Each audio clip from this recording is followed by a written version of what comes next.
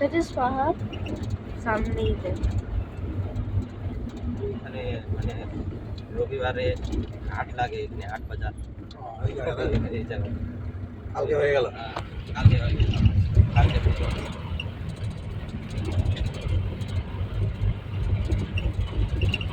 জানুয়ারি মাসে, December January মাসে এখানে ভিড় হয়।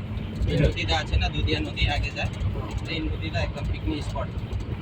তো একদম পুরো পিকনিক স্পট উপরে এদিকে ভর্তি হয়ে যায়। শিলগুড়ি লোকগুলা একদম এখানে জলপাইগুড়ি টুরির বাসগুলো সব এখানেই আছে। বড় বড় বাসগুলা ঢুকে এগুলো একদম।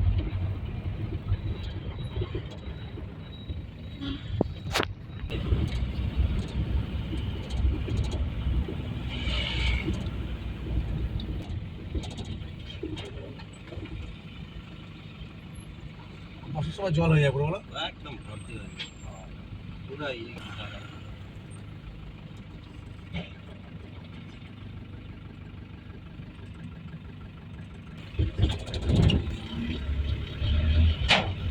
সব পাহাড়ে জল লাগে এটা।